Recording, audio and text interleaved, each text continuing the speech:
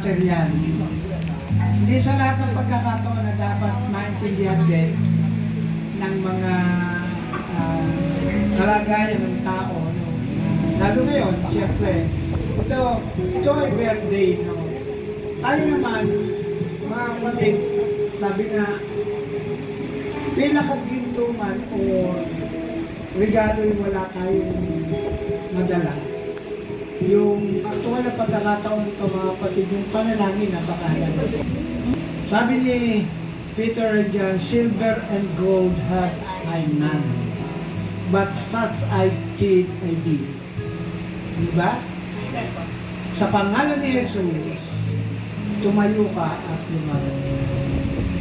Ang isang maganda sa panalangin niya para sa iba na nangangailangan ng panalangin. Amen? Tayo po ay manalangin. Salamat po. Ang bawat buhay, Panginoon, ay galing sa buhay mo. Wala pong buhay na nabubuhay na hindi nagmula sa iyo. Yung takdang panahon ng kapanganakan ng bawat isa, Panginoon, at ikaw din ang nag-akda, naglagay. Kaya natural lamang, Panginoon, na kami ay magpasalamat. At ikaw ay purihin, pasalamatan, dahil ang buhay na ito na taglay namin, Panginoon, ay biyaya at pag-ibig na naangkin ng bawat isa. Na ngayon, Panginoon, narito ang aming mga kapatid, Panginoon, kami po ay nagagalak dahil sila ay nagkaroon ng katauhan na buhat sa iyong kalooban.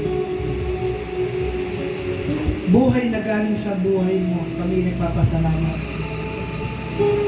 Ang bawat isa, Panginoon, ay hindi disgrasyang pagkakataon, kundi kami nagkasama-sama dahil iyon ang kalooban mo. Na magkakilala kami sa isang katawan ni Kristo. Magkakilala kami, Panginoon, at ito ay sadyang kaloob na nangyayari sa aming mga buhay. Kaya po, kami po ay narito, Panginoon, sa mga kaarawan ng aming mga kapatid. May kagalakan na inilalapit namin sa iyo, harapan. Sapagat alam namin, Panginoon, ang buhay nito na binigay sa kanila, ay ikaw ang magpo-provide ng lahat ng kanilang mga pangangailangan. Emotionally, mentally, and spiritually, Lord, financially, materially, Lord, Father God. Salamat sapagkat bago pa man ipanganak, ang mga anak mong dito, Panginoon, ay alam mo na ang kanilang tatahakin. Tulad ng aming narinig ng mensahe, ang bawat buhay na ito, Panginoon, kami po ay pinagkakatiwala namin ang isa't isa. Handog sa iyong harapan, alay na papuri. Panginoon, salamat. At kami may pagkakataon, may opportunity kami na gawin namin ang mga gawang ito, Panginoon. Makagawa kami, Panginoon, ng ayon sa iyong kalooban.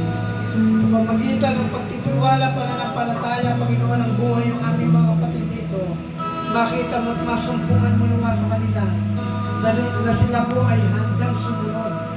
Ano man ang hingin mo sa kanilang buhay, Panginoon, ay masumpungan mo sa kanila ang katatagan at katapangan ng kanilang pananampalataya at kilalanin ka sapagkat ang buhay na ito, Panginoon, ay mula sa iyo.